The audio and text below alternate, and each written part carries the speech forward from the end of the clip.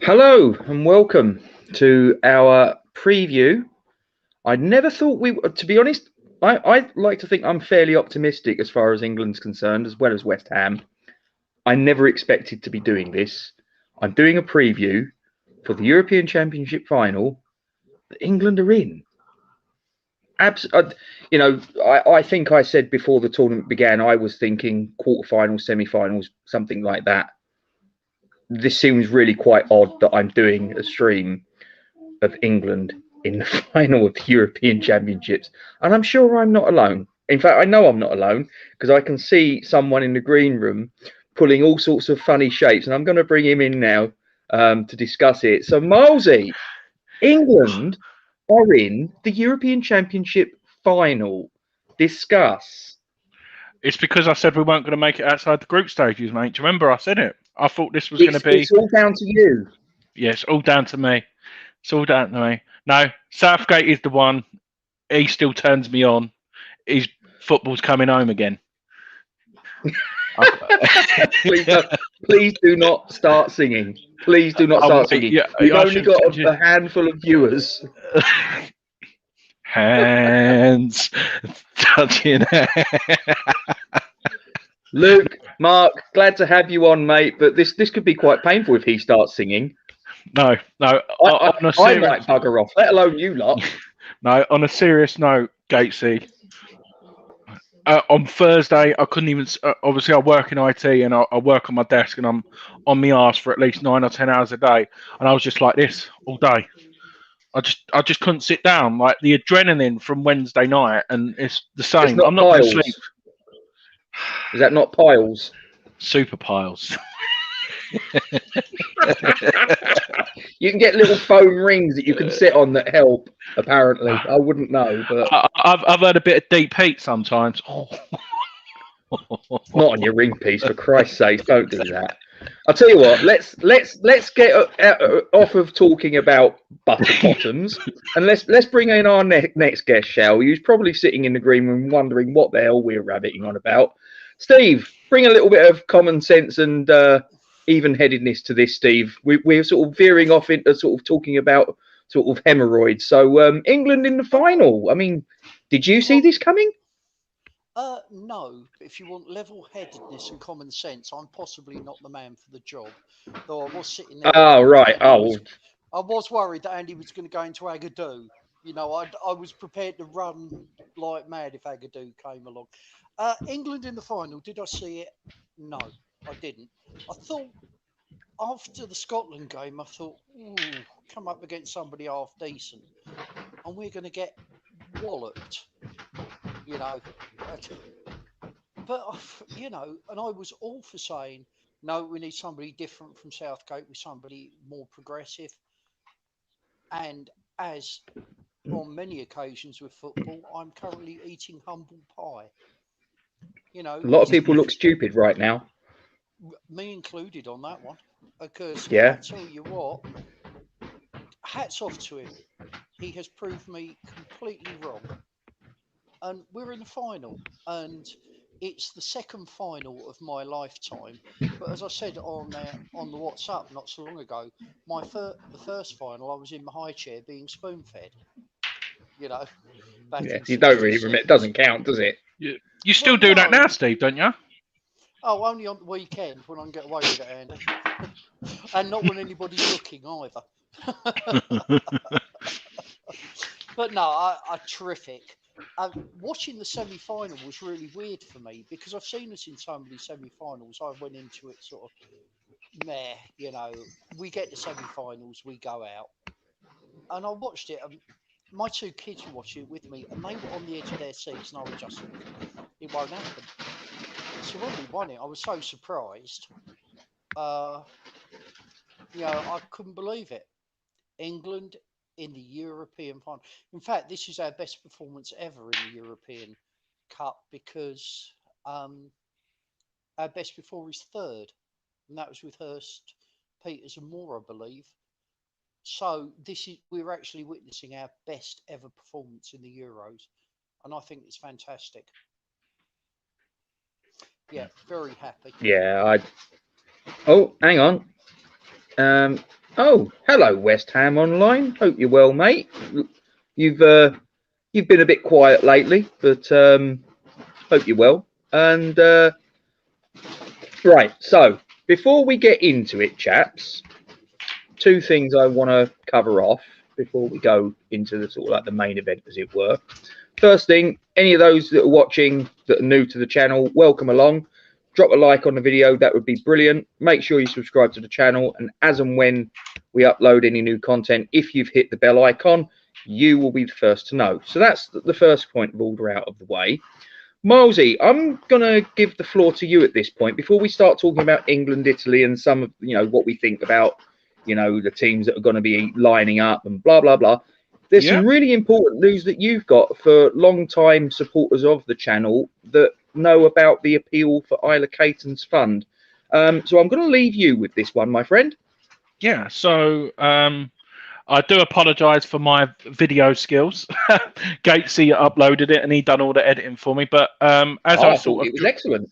Yeah, as we sort of dropped it on Hammer Time a couple of weeks ago, I've got a football card here, and Jazz, a regular contributor of the channel, is unable to attend the West Ham Fan TV Julian Dixon Tony Cottee night, and as Jazz is a very good contributor to Isla as well, he said, I'd like to make someone else have the opportunity, and so I come up with the idea of doing a football card, and £10 a ticket, a team I should say, and the winner gets the prize. So it's a 90 quid prize, which means that you get VIP treatment. You get to sit next to Gatesy all night. It's what more can you ask for? You want Milesy, you want them to buy the ticket for Christ's sake. You don't tell them that bit. Oh fuck! I've done that wrong again. Actually, I can't guarantee they're going to be. I can't guarantee that they're going to be sitting next to me. That actually may or may not come to pass. But you'll be in the same room as me. I'm sure I'm going to have a word with Ryan. I'll have a word with Ryan to make sure it's a special request that it does.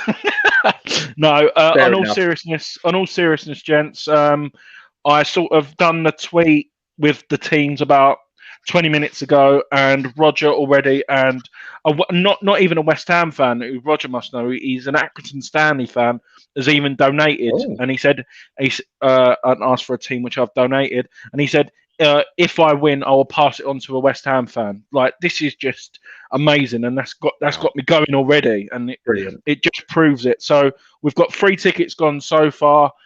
Depending how well it goes,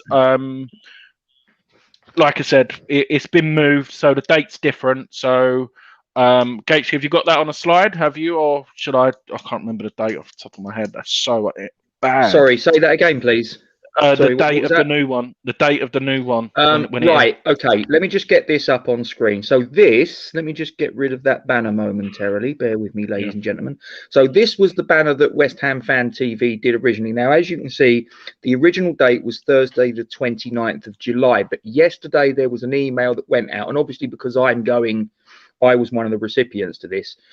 It's been postponed, and the current proposed new date is Thursday the 26th of August. I believe it's going to be at the same place. That's my understanding, that it's still correct. At the old Regent Ballroom at Stamford Hope, SS17. But it's now going to be, unless something gets in the way, it will be on Thursday the 26th of August. So just to make that clear, before anybody sort of parts with their money, to make sure that date you are free for, because if you're not, then to be honest with you, you're putting your money down the drain. But in fairness, if you want to give it to Isla anyway, then we won't stop you. Yeah, no, definitely. And what I'm going to do, gents, is I spoke to Gatesy off air quickly. I'm going to do another show tomorrow because I want to just get everyone pumped for the final tomorrow. So I'm going to do a couple-minute video, and I'm going to pump it up, tell me how many tickets have got sold, and do another revamp. I'll tell all the dates, so look out for that. Like you said, if you can't attend, a retweet, like exactly the same as an Isla donation, goes a long way. And if you have any questions, just let me know. But like I said, the way I see it is, if all these teams get filled, well, I'm going to make sure these teams get filled. £400 is going to Isla, so that's a huge difference. And obviously, we're going to hope for more goals tomorrow. I'm not going to lie. I'm going to wait till after tomorrow's game because I missed with work commitments my even forged goals for Isla. So the more money we raise, and it goes a long way. And I will plug it as well while I'm here. Obviously, we've got a jumble sale as well for Isla. And I will plug that and give all the details at the end of the show again, just to bore the hell out of you. But we'll talk about the football now. But yeah, any questions, put it in the chat. If put it in the live chat, yeah, more than happy to. Yeah, it's not just to sort of pull West Ham online up. It's not a show tomorrow that he's doing West Ham online. Milesy's talking about, because he did a brief 3-minute or so video plugging this particular fundraiser that we're doing, and when he recorded it, it was with the original date of the 29th of July. So Milesy's probably going to do a recording again, and I've made it fairly clear on the edit that I did that it's actually now been rescheduled provisionally to the 26th of August. So anyone that watches that video yesterday should be able to sort of work out what's happening. But just to sort of cover it off, Milesy's going to do just a quick recording. So it's not going to be a show as such, West Ham Online tomorrow. But you're more than welcome. Yeah, put it in your diary, West Ham Online. Monday, no matter what the result, no matter how sore our heads are, we're going to do a review show. So come on and do that. Definitely. Oh, absolutely. Definite. Yeah. And you know me number, mate. So just drop us a message or whatever. It's fine. We'll get you on. Not a problem. Right. Let me just go back. So guys, any of you that want to get, just on that, Milesy, how many? Because there's 40 teams on that card that you've got, isn't there? Yeah. £10 a ticket. How many tickets have you sold yet? 3, and one of them was Dookie Boy. So 37 left. Yeah, 37 left. A few comments have been on Twitter. They don't know that I'm not going to the pub tomorrow, but I'm going to be hassing my local, and I'm going to go in there as well. But I'm going to give a few of our regulars a chance as well to get that sorted. But yeah, looking forward to it. Unfortunately, the thing was, what's really annoyed me is even the move date is exactly the same as Jazz. I can't even go to that one because I've got plans that day as well, and it's so frustrating. But I'm going to try and move it. So you never know. Maybe next week or the week after, I may even drop. You may even see me and Gatesy there. So that's even more of an opportunity to go. There you go. But just to sort of like anyone that's watching right now that thinks, 10 quid for the chance to win a 90 quid VIP ticket, and just to make this clear, guys, in case you're not too sure, as I say, this will give you the opportunity to do what I'm going to do. Not only are you being able to go to this place in Stamford-le-Hope and be there for a Q&A session with Tony Cotty as the host and Julian Dix as the guy that's answering the questions and all the rest of it.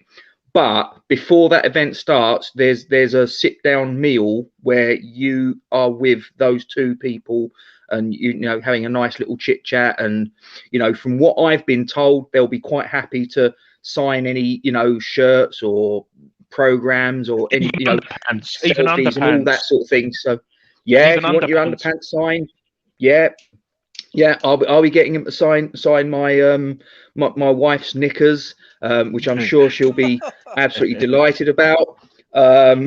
Just haven't told her yet, but it'll be a nice little anniversary present, because our anniversary is 2 days before. So I'll just sort of say your present sort of like, it's in the post here, don't worry, So but yeah, any of you guys that are in the chat, I've not got your signature from the real Terminator. I've got you from a West Ham legend Terminator signature for your anniversary. Yeah. But if anybody's sort of like in the live chat that sort of like are interested, how can they sort of like they can go onto the Just Giving page and make the donation, and they've got to put the references, I think you said on the video, #Forged from Iron. Yeah, and then take a screenshot. Was that right? Yeah, take a screenshot. You can either put it in my tweet what I've done, or what on the Forged from Iron. And if you're not on Twitter, just follow the link like what Gates has put up and put it on the Forge from Iron Facebook page if you're on Facebook. Sorry, I forgot about the Or Twitter. Facebook. Yeah, or YouTube. Twitter, yeah, which is at Forge Talk. Yeah, whatever. TikTok, you know, if you TikTok, whatever you want to do. Probably not so much TikTok, because that. To be honest, that's mainly my daughter that administers that. I give her the TikTok was my daughter's idea. She badgered me, and she was like, "Oh, you got to do TikTok, Daddy, and this, that, and the other." And I'm like, "Oh my word." More social media platforms. So I give her the material and she uploads it and does all the bits and pieces. So, yeah. I probably would, Luke. I probably would. But yeah, no. Thanks for your time, gents. Like I said, I know what's going on. I know a lot of people may be watching this on the playback, but what I'm going to do is tomorrow I want to do that. So probably every 2 days I will do an update on Twitter and maybe a short video to let people know how they're going and blah blah. I'm not saying it. I'm not really that worried now. The fact that it's been moved to August. So what have we got? 6 weeks until the event. So it's not the end of the world, and it gives you time to make plans. It's not like it's 2 weeks down the line. But yeah, you can abuse me as much as you want in DMs if you have any questions. I'm around. Yeah, and if any of you guys know anyone that you think would be interested in, but you don't, they don't sort of watch the channel, which is perfectly understandable, up to them, not a problem. But if you think that there's anybody out there that that might be interested in this, again, let them know, spread the word. And even if they're not necessarily West Ham fans, but they're just sort of casual football fans or whatever, let them know. Because as I say, they might sort of say, do you know what, it's worth a tenner, sling it in. And like I say, it's for a really, really worthwhile cause. So yeah, there we go. We've covered that one off. Yeah, and West Ham Fan TV are a good bunch of lads as well, so they'll make you feel welcome. We've already spoken to them, so your name will get. It's not like you're going to walk up and they'll be like, "Who the hell are you?" in the VIP. We'll make. Yeah, you're not Jazz.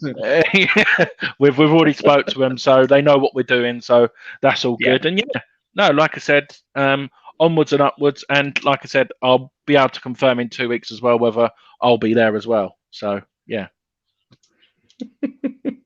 Luke, you got to educate her, mate. You got to educate her. It's as simple as that.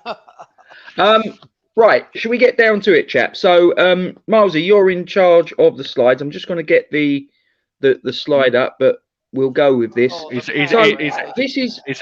that big enough, or do you need me to zoom in on them? Can you zoom in on that? Yeah, I should be able to, mate. 1 second. 1 second. Is that a bit better? Oh, no.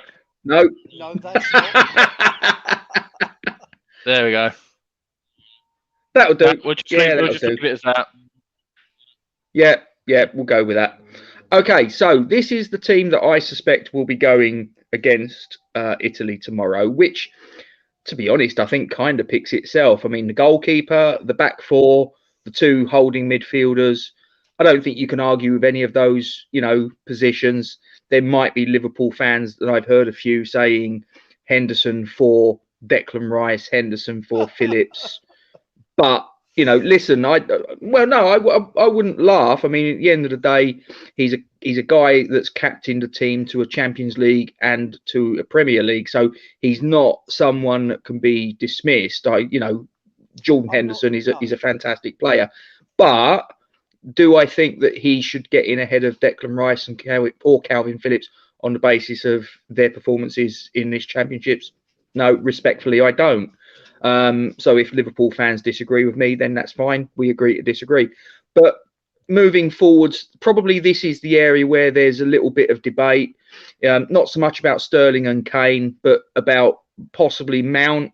Should Mount be there? Should it be Grealish? Should Saka be there? Should it be Sancho? Is there a case for Foden to play? Although I heard that today was the last training session and he's picked up a knock, apparently. I don't think it's anything major. It's just a minor thing, but he's got a little bit of a concern. But I think largely it's going to be this 11, which was the 11 that started the game. It's come up now. He's a big doubt. He's a big doubt now. Big doubt. Right. Okay. And Luke's saying he thinks it should be the same 11, and I think by and large you shouldn't really muck about with a winning team too much, unless of course you know that you've got a player in your ranks that maybe has a little bit of something in their locker that you know that they can exploit a player on the opposition, but Milesy, talk to me about that 11. Is that roughly what you would play? Is that what you'd like to see? Any adjustments you'd make? I was saying to Peach earlier, and it may become. I love Saka, like his contribution for his goals and stuff like that. But in my opinion, Sterling looked. I don't know why Man City. He looked a different player playing on the right. I don't know about you. He just looked totally different. In that, I know he won the penalty and stuff like that. I would chuck him out the right and put Grealish in if that was me. If I was Gareth, for me, I know Grealish only contributed a little bit the other night, but what Grealish can do for a very aging Italian defence, I think it will cause more damage than Saka, in my opinion. But I would be happy either way. But Mount's got something. Move Sterling across. You drop Saka out. Just so I got this clear, you drop Saka out, move Sterling to the right, and put Grealish in on the left of the three. Yeah, 100%. Mount's got something. Mount, in my opinion, Mount didn't have his best game against Denmark. But the thing what Mount's got is that X factor.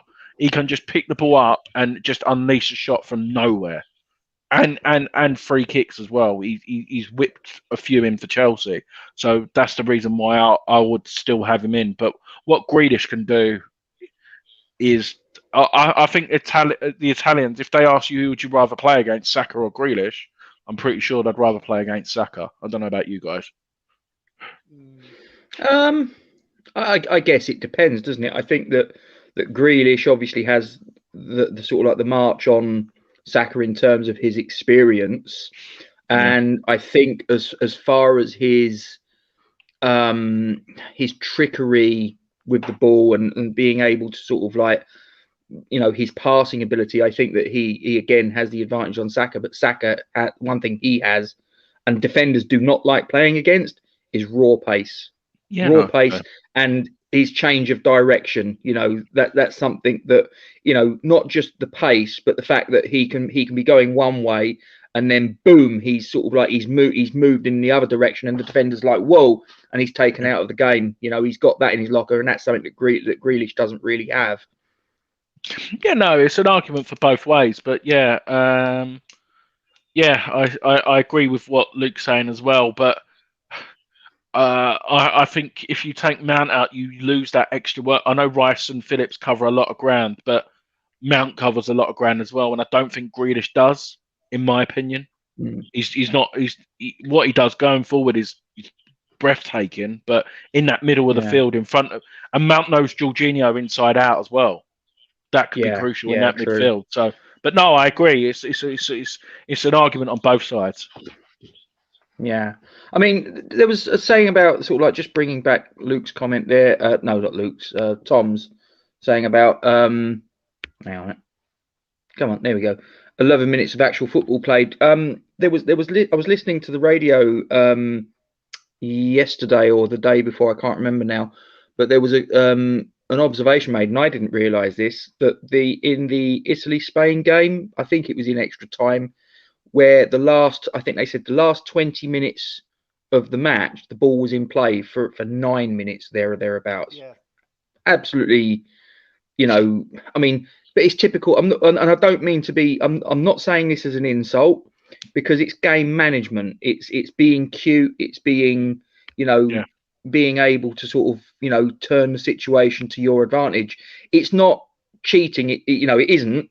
You might not like it, but it isn't cheating. Because it's up to the referee at the end of the day to put the time on. Simple as that. And if the referee doesn't, that's their fault. But I don't class it as cheating. I just class it as being, managing the situation. There's a fine line between the two, but it's exactly the same as like the Stokes and stuff like that. That's what Stoke were good at, but they grinded out results. It's exactly the same. Like and when they changed their way, they got relegated. So if you know you're gonna do well, then you do it. I think it will be exactly the same for us. If we had not just saying that, if this was 5 years ago and Andy Carroll was fit as anything and not injury play, we'd be playing a totally different way. You'd be in the England side, and we'd be playing a different way of football, wouldn't we? So play to your strengths. Yeah, shenanigans is a good word, Luke. I like it. The Italian shenanigans.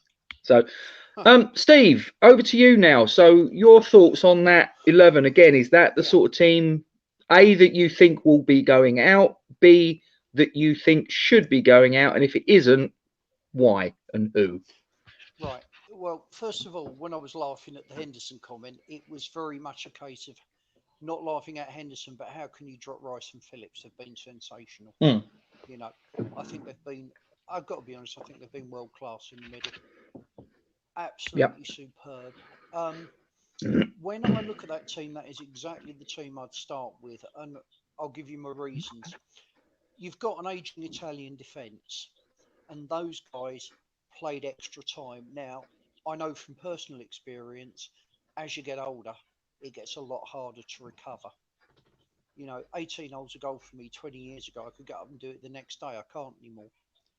And those guys, especially when you're playing a tournament where you're playing every 3-4 days. Exactly. So I would start with those guys because I think Saka's pace will wear them out. It will really make them work. And then I would bring Grealish on and somebody else with pace in the last 20 minutes, because they are going to be shattered. And if they come up against fresh legs, it's going to be really tough for them. And that's the one area I think we can get at the Italians tomorrow, because I do think the Italians are a terrific side. The first match I saw the Italians play, I was sitting here with my son James, and I said, if they play like that, they're going to win it. Well, lo and behold, here they are in the final, and I hope I was wrong. But I do think their ageing defence is an area that England can exploit, and as the match goes on, that's something they should target. So I would actually start with exactly that 11. I know people are saying Mount didn't have a great game. Players don't sometimes, but I still think Mason Mount's got the quality to cause them problems. Yeah, that is exactly what I go with, and then make the changes that I've suggested later on when the Italians are starting to tire, because they will tire at the back. They've just got to, because of they're at that age where it just gets hard, I'm afraid. Yeah, I don't disagree with that. And saying about the Italians, shall we get them up on screen now, Milesy? We'll move on to them. So again, this is what I think Roberto Mancini will be putting out against us. And again, this is not sort of me looking into a crystal ball and making some out of line prediction. This is the team that's played the last 2 games. This is the team that started the last 2 matches. So I don't think that this is really revelatory on my part. It's it's there for all to see. Donnarumma in goal, who probably between him and Pickford have been the goalkeeper of the tournament, in my opinion. Obviously, they lost their first choice left back Spinazzola, and he was one of their better players down the left. But Emerson's come in, and to be fair, he's a good player himself. Their captain Chiellini. Now, interesting little fact about him I saw yesterday, I think it was. Did you know that Giorgio Chiellini played in the very first game at the new Wembley Stadium? Yeah, I knew that. Yeah, he played against the under 21s for Italy against the England under 21s, wow. And he was playing in that match. David Bentley scored the world ever free kick. I remember that game very well. That's the one. That's the one. And now here he is in the same stadium 14 years later in a European Championship final. His partner Bonucci, who's also his teammate at Juventus, and Di Lorenzo at right back. I think they're going to go 3 in midfield of Verratti, Jorginho, who obviously we know from Chelsea, and Barella. And then up top, their front 3 is going to be Insigne, Chiesa, and the very unfortunately named for a striker, Immobile or Immobile, if you prefer the English pronunciation. Again, Milesy, you think that's probably what we're going to be facing, or do you see Mancini springing any surprises? The only change I could see happen is it Berardi who plays on the right? Okay. I could see him come in. The reason why I can is out of them out of Chiesa, Berardi shoots outside the box and he's left-footed. In my opinion, Pickford's not really been tested, so I could. That's the only change I could see from my side. Is the only change which I could see happen. But that midfield three, Jorginho and Verratti, if Rice and Phillips, and that's why Mount should be in there as well. If you give them time on the ball, you'll get punished. But with them three in there, because I know they say it's a 2, but really it's a 3 in the middle. What we're playing as well. If they've got the stamina to do it all game, if them three don't get the ball, we win the game. And I think that's where the battle is. We win the midfield, we win the game. And that's the reason why I would put Sterling in on the right. Is Sterling will get at Emerson big time. If I had the choice of Sterling or Saka running at him, that's what I would pick. Sterling. That's the main reason for me. But that Italian side, Donnarumma's best goalkeeper in the world, in my opinion. He's got his move to PSG now as well. He's going to win ridiculous trophies, and I think he could be the difference for them winning the Champions League next year as well. Fair enough. And he's still only, what, 21, 22? 22 years of age. It's crazy. Absolutely crazy. Been Italy #1 since he was 17. Wow. Yeah, madness. Steve, over to you. That Italy team, is that what you're expecting tomorrow? Or again, can you see any curveballs coming from Mancini? No, pretty much. That's what Mancini will do. He started with them for the last 2 games, so you assume he's got faith in that starting 11. I look at that 11 and I think that's a good team. The back 4, as I say, I think that's where we can get at them. And if we can, as Andy rightly says, if we can stop them having time on the ball in midfield, that's going to be huge. Now, I know Rice and Phillips will run themselves into the ground, and I think they've got a good chance of hassling them, keeping on top of them. But yeah, I look at that Italian team, and apart from the slightly older back 4 or defenders, I don't see much weakness, and I think we'll go with that. Yeah, and to be fair, I was impressed with Italy from the first match. I don't know about you guys, but they played Turkey at the Stadio Olimpico in Rome, and they beat. All right, I know Turkey went out and they didn't exactly impress, but you know, Italy against them, they just made them look like a pub team, to be perfectly honest. And I watched them and I went, do you know what?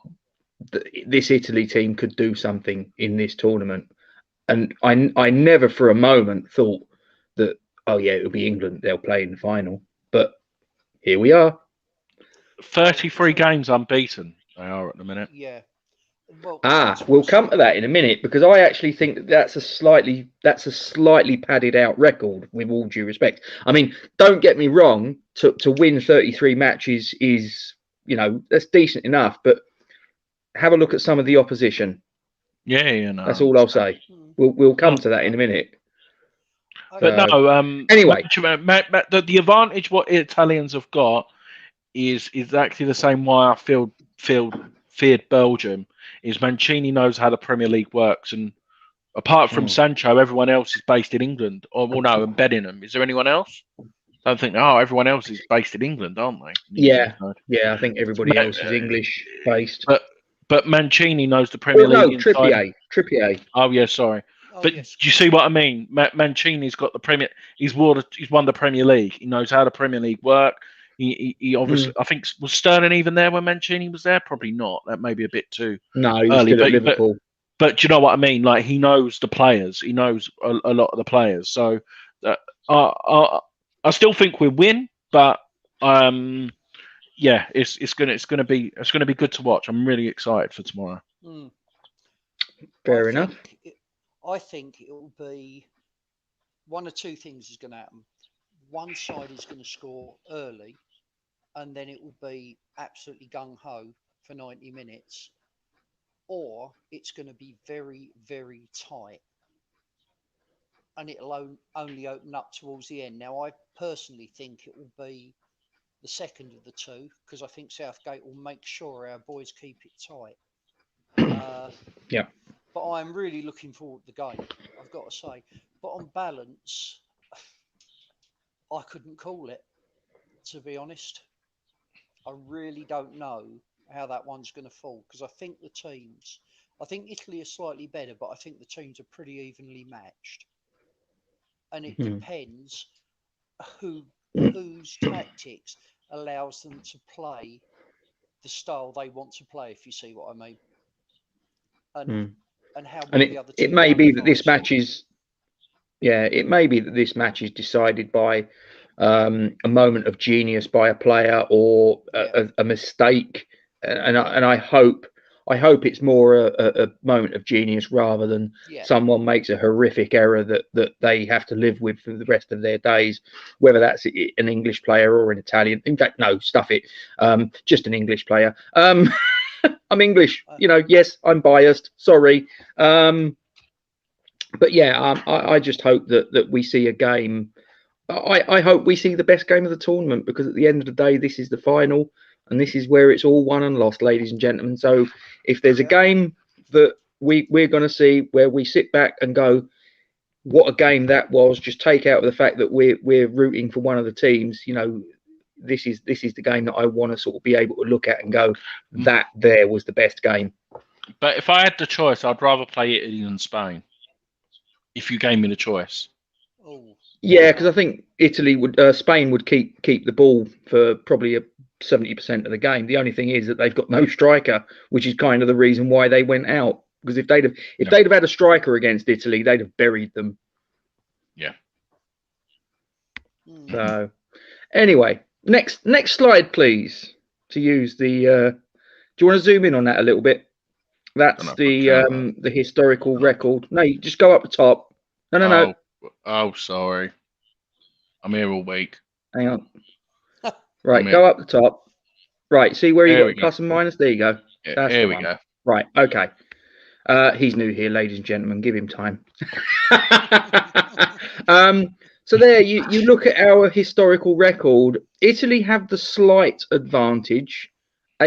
8-1 to England, 11-1 to Italy with 8 games drawn. This is a completely different game. That's just there for a little bit of context, ladies and gentlemen. I'm not really looking at that and going, oh my goodness, they've won 3 games more than us in our history that we've been playing. That doesn't matter an awful lot, does it? It's mad to think how long we've been around and we've only played them that amount of times. Yeah, it is actually. Yeah. I can't think of too many times. I mean, sort of like we played, last time we played them in the Euros was 2012, wasn't it? Wasn't that a penalty shootout? Yeah, we lost. Yeah, and then it was. And we played in 2010 as well, didn't it? We didn't even make it out the group stages as well. Do you remember when Balotelli scored the winner? I think we didn't make it out the group stages as well. That wouldn't have been that wouldn't have been 2010. That was the World Cup 2010. Yeah, we didn't make it out the group stages. We lost to them we had them in the group as well, and we lost, I think. That was when. No, we got out of the group stage in 2010. It was one of the. We went out to Germany, wasn't it?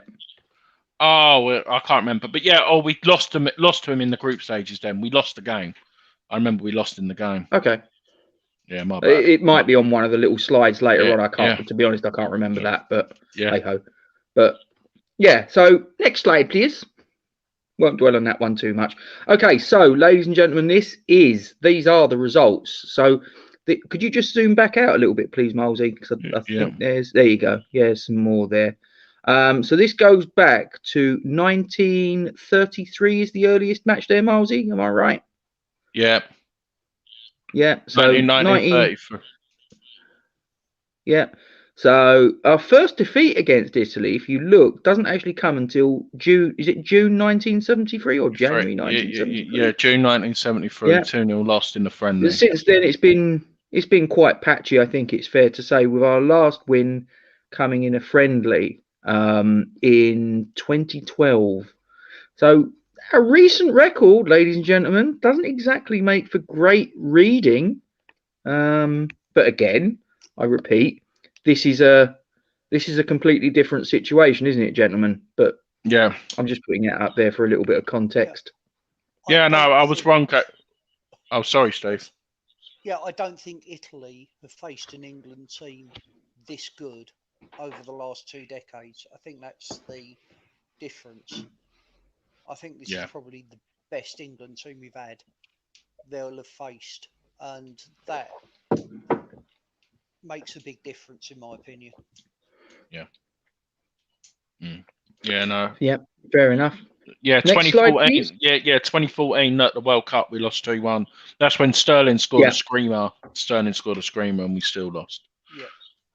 Yeah, we played them in the Euros in 2012 as well, didn't we? That was the 0-0, but it's down as a loss because that was a penalty shootout, wasn't it?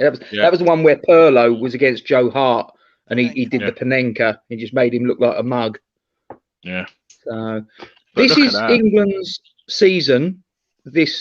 Since obviously last September, we've only lost the 2 matches. One was against Denmark at Wembley in the Nations League, and one was away to Belgium, again in the same competition.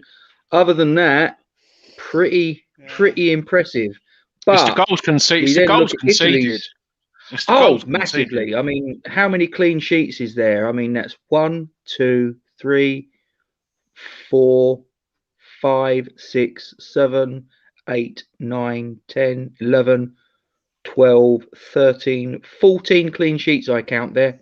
That's impressive. That's mad, just nuts. Absolutely crazy. But then now, this is Italy's record this season. Now, this is not the entire 33 game run, but if we sort of like look here, look at the teams that they played: Bosnia and Herzegovina, Netherlands, Moldova, Poland, Netherlands again, Estonia, Poland, Bosnia and Herzegovina again, Northern Ireland, Bulgaria, Lithuania, San Marino, Czech Republic, Turkey, Switzerland, Wales, Austria, Belgium, Italy. Now, the last couple I'd say, okay, fair enough, and maybe Netherlands. With the greatest of respect, the rest of them they should be putting away, shouldn't they? Yeah, I think we can beat fucking San Marino and Lithuania. Yeah. I personally think that 33 game stat, as I say, you look at it and you go, yeah, it's an impressive stat, but I'm not being funny. If Italy played San Marino 33 times, you wouldn't really give a monkeys about it, would you? No. And I tell you so what, it's padded out. Yeah, looking at those teams, and I didn't appreciate that's what it is. It puts a completely different complexion on the stat. You know, it's suddenly, it's a great stat, but it's not as impressive as you'd be led to believe if you just heard, oh, it's 33 teams. That's a good one. I like that. There you go. I think that's possibly a reason to, I hope that Gareth Southgate's gone through it, and I'm sure he has. He's quite a meticulous manager. I'm sure he's looked at the record in its entirety and gone, okay, yeah, it's 33 games, well done, but actually, probably out of those 33 games, there's probably about 22 games that, to be perfectly honest with you, Italy should just turn up and they win the game. So, this 33 game winning run, with all due respect, is probably not as impressive as it sounds. I know it's an impressive record, but the only 2 games for me where they tore it apart was Italy and Switzerland. Even Wales gave them a game. Like, don't get me wrong, it doesn't matter how you win, you get through. But they've not exactly teared it up since then, if you know what I mean. I know a win's a win. Yeah. But it's different if it was the other way around. Do you know what I mean? If they come back off of 2-3-0 wins, and I'll be like, oh, Christ, they didn't take their chance. Do you see what I mean? I'm trying to see it from another angle. And that's the thing that I was saying after the Croatia game, that we drew 1-0, because there was a lot of people that were jumping up and down and saying, you know, that the performance was this and that and Southgate out and yada yada yada. And I was turning around and saying, guys, it's the first game of the tournament. We didn't lose, we won, we kept a clean sheet. Yes, agreed, the performance wasn't the best, but you don't want to play your best game in the tournament in the group stage. You want to play it in the final. You want to build to a crescendo. Now, I would argue that if you look at our side-by-side records in this tournament alone, our best performances have come as the tournament has developed. If you look at Italy's, in my opinion, it's been the opposite. Their best performances were in the first game or two in the group stage, and since then, in my opinion, it's not quite been as good. Do you remember after the Scotland game, we were slagging Harry Kane off? He could end up being Golden Boot winner, and all of his goals are coming in the knockout stages. Do you see what I mean? It's mad. One goal gets him to a share of the Golden Boot, along with Ronaldo and Schick. And if he gets 2 goals, he wins it outright. Now, think about this. He will then have on his mantelpiece a World Cup Golden Boot, a European Championship Golden Boot, and a Premier League Golden Boot. It's crazy, isn't it? Yeah. It's coming on. Nuts. Yeah. What was our combined score for Kane in that match, Andy? I think it was, if you aggregated my score and your score together, it was -1 after the Scotland match. Yeah. I thought you were very harsh. But no, he's. But the thing is, he just looks fitter, doesn't he? I know we always go on, but he just looks more fitter. What he done in that Denmark game, winning the free kicks, running the channels, that's the Harry Kane for Tottenham. In the group stages, he was a totally different person, and I think the games just were coming too quick and fast. And I think he had an injury. He didn't want to say, but I think he had an injury. But he's back to his best, and I fancy him tomorrow. I fancy him to get at least 2 tomorrow. Do you know, I'm not too sure if it was fitness. I'm going to respectfully disagree, and I'm going to say I don't think it was fitness. I just don't think his head was right. I don't think that he. I think that it was maybe all the transfer talk, and maybe that affected his confidence. And the first game he doesn't score, the second game he doesn't score. People are starting to get on his back. His confidence is starting to wane a little bit, and he's thinking, oh, this, that, and the other. And then he gets that goal against Germany in the 86th minute, and that's just the catalyst, and boom, he's off. And that's the thing with being a sort of like a number 9, a goal scorer, is that, you know, you can have these little barren runs, but then all you need is that little slice of luck. You put the ball away, and it doesn't matter how scruffy it is. It could deflect off of the defender and then deflect off of the goalkeeper's arse. But you had the original shot, and your confidence is back up again. You're restored, and I think that in a large way that's what's happened here. I think that goal against Germany has massively boosted his confidence. Yeah, okay. It's all changed since then, hasn't it? Question for you. It was asked on West Ham Fan TV: Prime Rooney or Prime Kane for England? Who'd you pick? Kane. For us. I think that just to expand on that, I think that Wayne Rooney, in terms of his all-round ability, would beat Kane.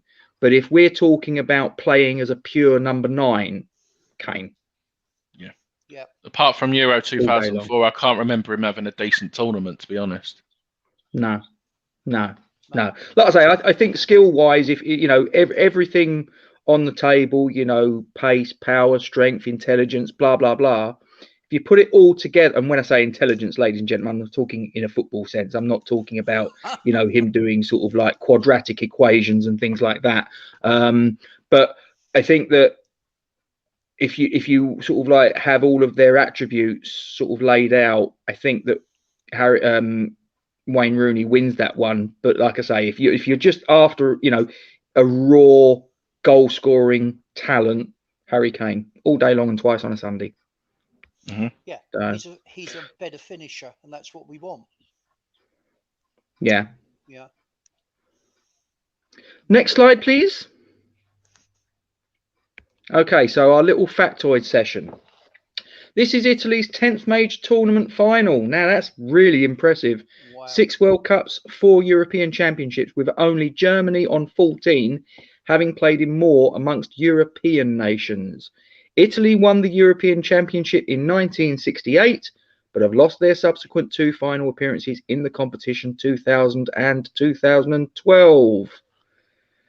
That's got to be a reason to be confident, isn't it? Surely this is going to be third time unlucky for them. I'm going to be. This is going to be. I think we're going to win comfortably, and the reason why is the average age, and it's going to be down to thinking. I know they've had the extra day's rest, but this is going to come down to our young boys proving that you need to. That the football's changing. I know you can have a football brain, but you need to have the. And yeah, it's going to be third time unlucky for them. Sorry, Italy. Yeah, and I mean, let's wind back a couple of decades. The Republic of Ireland beat them. On any given day, any team at that level can win. Of course. I absolutely agree with Andy. I think because we've got a younger, sharper team who'll recover quicker, I think that's where Italy will be found out. I just think that's where we've got the edge, and that's why we'll win it. But as I said before, I don't expect it to open up very much for the opening 70 minutes. I would expect them to be able to stay with us for that long. But I am enough. having pizza tonight for dinner, so I think that's gonna make us win. Oh, do you know what? I sort of toyed with the idea of having pizza, and then I thought, hang on a minute, is that going to bring a bit of bad luck? How stupid of me! It's completely nonsensical, isn't it? But I'm actually thinking like that. No, the 3 games I've had at home, I've watched the game at home. I've had Pizza Hut, yeah, and we've won. Well, you've got to carry on. You can't now change. I'm sorry. So tonight and tomorrow, yeah. And isn't Pizza Hut American anyway? Pizza, it's Italian dish though. No, I know, but Pizza Hut as a company, they're American, aren't they? So I guess you can probably sort of say it's an American slant on an Italian dish, and it's based in England. So there you go, it's coming home. Yeah, I mean, I've got to say, we've got pizza tomorrow night. I hadn't even made the connection because I'll claim here. I agree with that, Luke. He said, I want pizza, he said. But I'm not superstitious at all. And so, for me, what will be, will be. I'm superstitious. Yeah. Buying a pizza. When it comes to buying football, a pizza or not is going to make no difference. Exactly. No, for me anyway. When it comes to football, I have to put my right boot on first because I'm left-footed. Right. I always do that. Oh, and, you're not one of those OCD buggers, are you? Yeah, I have to do that, and I have to put my right shin pad on first. Okay.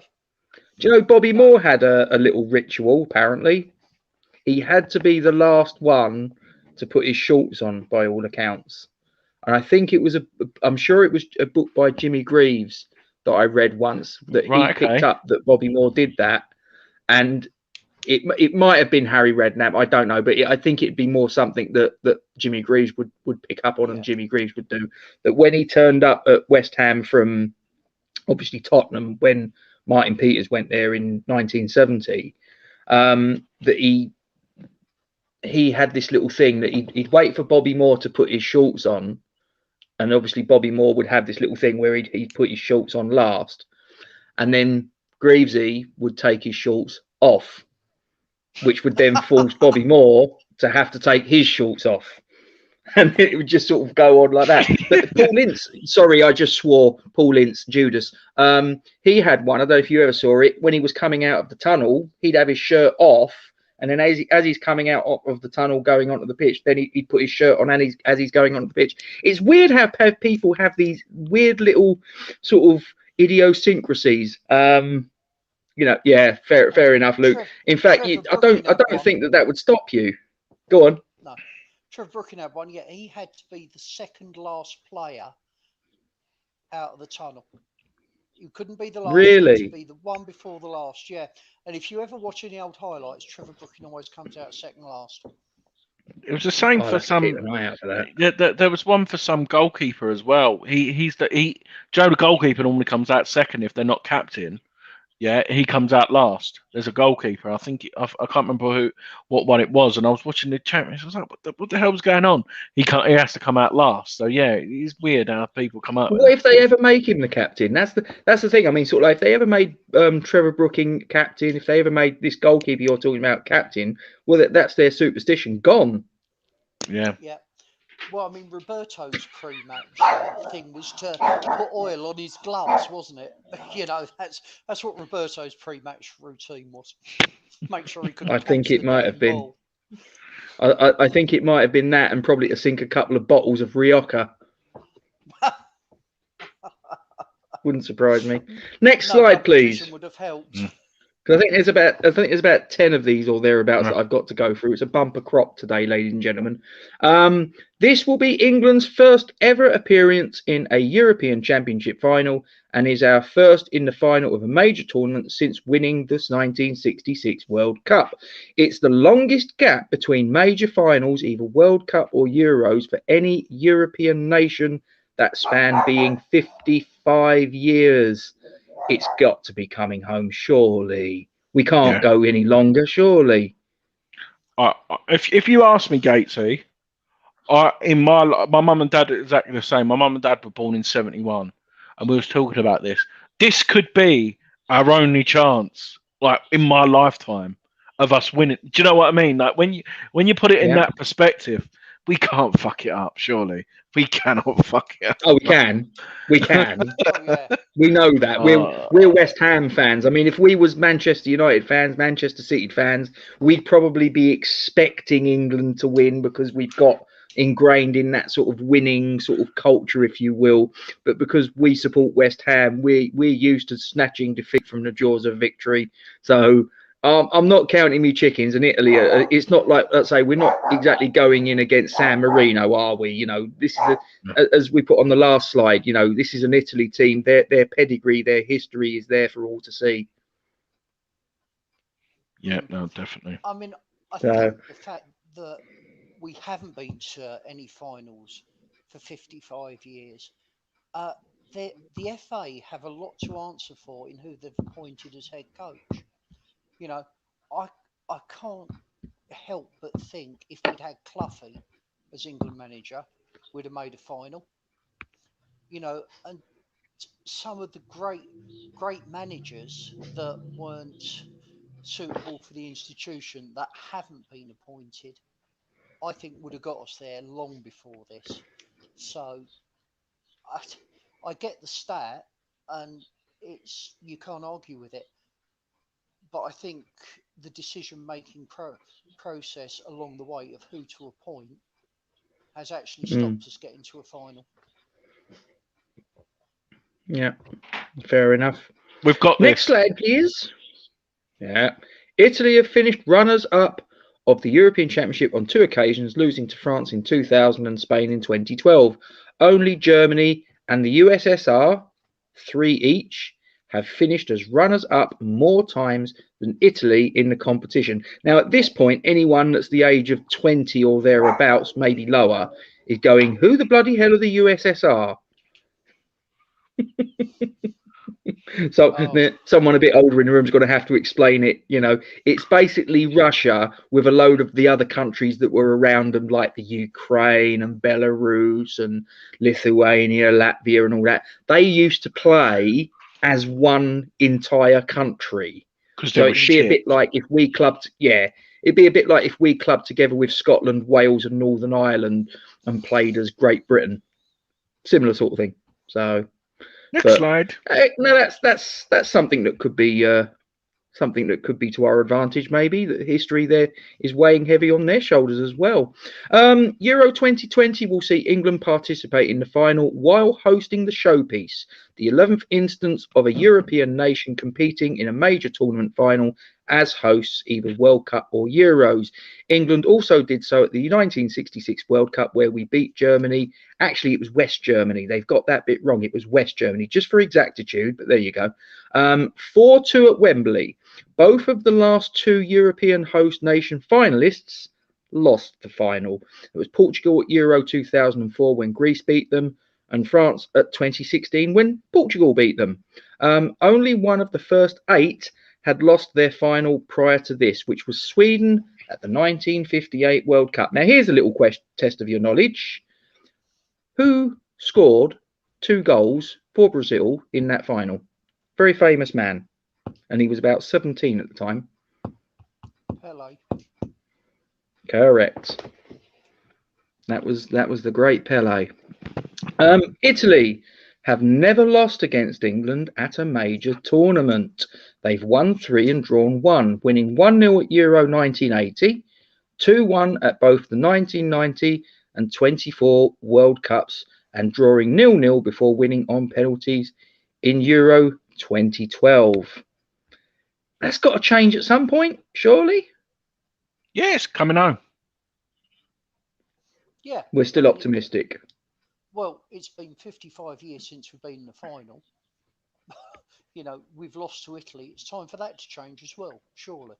Well, let's look at it like this. Let's put a positive slant on it. Yes, it's been 55 years since we last were in a final, but our tournament record in finals, ladies and gentlemen, we've got a 100% record. Indeed. There we go. Yeah. So, England have lost just 2 of their last 14 meetings with Italy in all competitions, drawing 5, losing. Sorry, England have won. I said lost, didn't I? England have won just 2 of their last 14 meetings with Italy in all competitions, drawing 5, losing 7, winning 2-0 in June 97. I believe that was Le Tournoi, if I remember correctly. I think it was Scholes and Wright, going completely off the top of my head. And 2-1 in August 2013, both in friendly matches. It wasn't a friendly, it was Le Tournoi. What are you on about? Wasn't that Roberto Carlos's wonder-free kick? Yes, that was the first game of that. That was France-Brazil when Roberto Carlos got that free kick. Yeah, amazing free kick. Yeah. Indeed, England have won just 1 of our 8 competitive meetings with Italy, drawing 2, losing 5, which was a 2-0 World Cup qualifier. And I was about a year old at this point. I was just before my 2nd birthday, November 1977. Next slide, please. Italy are unbeaten in their last 33 matches in all competitions, winning 27 and drawing 6. They've scored 86 goals and conceded just 10 in this run, and it is their longest unbeaten stretch of matches in the nation's history. But we've discussed this. You know, it does seem to be a little bit of a padded out record. England have won 15 of their last 17 matches at Wembley Stadium. Reasons to be cheerful, ladies and gentlemen. In all competitions, drawing 1 and losing 1, and have scored 46 goals and conceded just 5 in this run. Boom. Yeah. Not bad. And England are unbeaten in their last 12 matches in all competitions, winning 11, drawing 1, keeping 10 clean sheets and conceding just 2 goals in the process. The Three Lions have conceded just 1 goal so far at Euro 2020, with 4 of the 7 previous sides to concede just once at a European Championship tournament, winning the trophy, which was the Soviet Union in 1960, or the USSR as it said earlier. 1968 it was Italy, 1972 Germany, and Spain in 2012. Boom. Is there any more? Or I think no, we're back to the beginning. So I'll get rid of that one. So that brings us to the end of all our little factoids and all the rest of it. So those guys that are in the live chat, you can join in with this one because we've come towards the end of the stream and we finish it with our score predictions. So Mr. Steve, score prediction. Are we going to extra time? Are we going to penalties? Yeah. Is it over in 90 minutes? Talk to me. 2-0 after extra time. That's my prediction. Don't know if my nerves could take that. 0-0 at 90 minutes. Yep. That's what I think. Who's scoring? Kane Well, I reckon Kane will get both, actually. Wow, so he's winning the Golden Boot. Yeah. Okay, I'd take that. I Milesy. think we. Oh, sorry. So yeah, I think we get to them, as I said before. The longer it goes on, the less resistance they'll be able to put up. And I'll be quite happy with 0-0 at full time because I think they'll be dead on their feet at that point. Well, Peach has jumped in with a 4-1 to the Three Lions. I was on his stream a little bit earlier. If anybody's watching this and you don't know, West Ham Random, go onto YouTube, put in West Ham Random into your search bar. If you're not already subscribed to them, do us a favour, give them a subscribe. Thank you very much. I gave you a plug, Peach. Peach is in the building. Rah, rah, rah. Rah, Milesy, rah, your rah. prediction? 3-0 in normal time. Are we doing that in 90? Here we're doing it in 90. Yeah. 3. Yep. Harry Kane's going to get 2. Harry Kane's going to get 2. And a certain Declan Rice is going to score a header in the 80th minute to make it 3-0 from a corner. Okay, that'd be terrific. I like that. Yeah. Andy Miles doesn't do finals, but if he was to do finals, they'd be the best finals in the world. All we know is I'm called the Stig. There you go. There you go. Luke, you've said 0-0 after 90 minutes, though, mate. Also, what happens beyond that? Because obviously, is it going to be over in extra time? Come back to me, mate. Where are you going from 90 minutes? I've said this to Peach. I'm going 0-0 at half time. I reckon somewhere around the hour mark, Kane scores for us to make it 1-0. We're getting towards the end of the match. And Italy are now having in the territory where they have to roll the dice. They have to risk it for a biscuit. And they're going to push forwards. They're going to make little tactical changes. They might go 3 at the back and put on an extra attacking player, something along those lines. That's going to leave gaps at the back. That's going to leave opportunities. They're going to be pushing further forwards, leaving them vulnerable to the pace on the counter-attack of Raheem Sterling, who's going to put the ball away for a second goal. And that is we will win the European Championship. I'm looking into my crystal ball. It could be complete nonsense. Luke's come back. He's gone, surely for us to win has to be a Rice hat-trick. Mate, I'd take a Rice single goal in the 90th minute. We win 1-0. I'd take that. I don't care. I'd even take it if it was a Jordan Pickford goal kick, quite frankly. Yeah. Anything. We've been waiting a long time for this. It's coming on. It's coming on. I hope it's so. coming. Yeah, so football's coming on. We can only hope. So, guys, any other business? Yeah, sorry. I just wondered whether you heard about the memo that went out to politicians. And they were asked to not use the phrase "it's coming home" because it might offend other nations. Heard it on the radio this morning. Is that a wind-up? No, that's real. Is that a wind-up? No, I'm not winding you up. No. Radio 5. Yeah, truth. Just say that to me again. Right. A leaked memo. I was listening to Radio 5. Asked politicians not to, when talking about football, not to use the phrase "it's coming home" because it upsets other nations. Who asked this? I've no idea. I just caught that bit of it, but I'm just thinking, really? You know, world's gone mad. That is absolutely insane. Insane. Yeah. Oh, Luke, no. I couldn't take penalties. No, I think that would finish me. Yeah, well, we'll see. And at the end of the day, guys, these are all just predictions. Some, there's got to be a winner, whether it's on penalties or however it comes. There will be either Harry Kane or Giorgio Chiellini, who sometime around about 10:30 or just before, if it goes all the way, it will be 10:30 thereabouts. It might be sort of more like 10 o'clock, who knows. But somewhere around about that time tomorrow, we will know who has lifted aloft to give it its proper name, the Henri Delaunay Trophy, or the European Championship Trophy to you and I. They'll be lifting it aloft above the night sky in Wembley. And for me, I know he's a Tottenham lad, but he'll be wearing the England colours, so he'll be an England lad. Harry Kane, do your country proud, mate. Get the job done. Bring it home. You got to That's all I'm hold saying. and give, but do it at the right time. Saying about politics. Did you see Jacob Rees-Mogg doing exactly that in the House of Commons?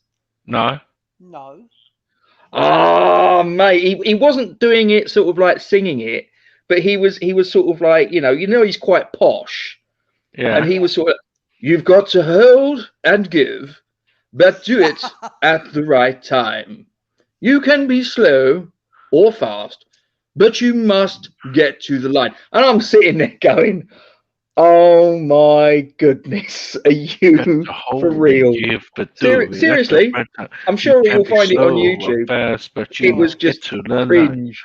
They'll always hit you. 3 lions on one's chest. There's only one way to beat them, and honestly. And I agree with that, Luke. Just for the record, I would prefer them to be doing their jobs and talking about football. But it's quite nice that they're showing an interest. Look, did you see the state of Boris at fucking Denmark game? Everyone else is in suit. He turns up with a fucking England shirt with a fucking suit jacket on. That's what everyone said. It was like, no, do you know what everyone was like? It's like, do you know when you used to finish school and if PE was your last lesson and you used to go home in your PE kit? Done it a few times. Did it a few times. Right. I'm going to wrap it up there, gentlemen. Unless there's any other business, did you want to sort of give a quick shout out for the Isla fundraiser before we go, Milesy? Just for anyone that's joined us late. No, I'm good. Why everyone's making their full English tomorrow? I will send you the video either tonight or first thing. You can release it while they're eating their breakfast tomorrow. Okay. And just to finish off, your usual thing, guys. If you can, this is on the description below, YouTube and Facebook. If you could kindly copy and paste it, put it onto your social media platforms with a little blurb about what it's about. Young Isla Caton fighting for her life against neuroblastoma. Her family need to pay for the treatment wherever it may be in the world, which is a really expensive, let alone a stressful time for them to be going through, especially in the middle of a global pandemic. I know we're sort of hopefully coming to the end of it. I'm saying that touching wood. But, guys, if there's a family out there that needs our help, this is it. So please, all we're asking you to do is put this on your social media platforms and just tell people on your friends list, your contacts and all the rest of it, what this is all about. Try and gain a bit of momentum. If you're feeling a bit flush, and you've got a couple of quid that are floating around that you think could make a difference, please, you've got the Just Giving page there. Let's try and come together and help this family out. And, hopefully we can do a little bit of good. So, guys, as ever, thank you very much indeed. Oh, sorry, I forgot something. Attention. And what's up? My thoughts and prayers are with Chris Eubank and his family. It's a sad news that we heard yesterday. That was terrible. And Sebastian Eubank, yeah, no, my thoughts and prayers are with Chris Eubank. I love him as a person as well. Luke, 20 quid given, he said. Have you had anything come through, Milesy? Has he sent you a message? I've got to be honest, my phone's on silent. Is this for the thing? I'm guessing so. Or is that for Stay with us, Luke. Hang on. I'm just looking. Because I don't want anything to go wrong. If he's put, or is this? Are you on about the card, Luke, or are you just saying you've given 20 quid to Isla just for, out of the goodness of your heart? What is that about? Just let us know, mate. Because I just want to make sure that if you're putting in for the VIP tickets that you've got, because I've not got anything come through to me on either of the Twitter accounts that I've got. So just before we finish off, come back to me, mate. We will wait for you because I you're a regular here, and I don't want anything to go wrong. So just drop us a message. Is that 20 quid for the raffle for the? Hang on, what's this? Oh, just for Oh, Isla. just for Isla. Okay, no, that's Tottenham. fine, mate. I just wanted to make sure that it wasn't you putting you making two, you know, for the raffle for the what's name mates, because I'd like to say you're a regular here and you're one of our top lads. So I would like to make sure that you're looked after. So cheers for that, mate. We do appreciate it. So guys, I'm going to wrap it up there. Football's coming home sometime around about 10:30 tomorrow. England, with a little bit of luck, and Italy will make us work. Reaching out, touching let's hope me, this is what's ringing around Wembley at that time. you, It's coming sweet home. Caroline. I am not going to start singing. Good times never seem so good. So good. This is what I've got to work with. Oh, he loves it. He loves it. He loves it. Okay, and Milesy's got to put out a video, just a quick sort of like update for clarity and all the rest of it.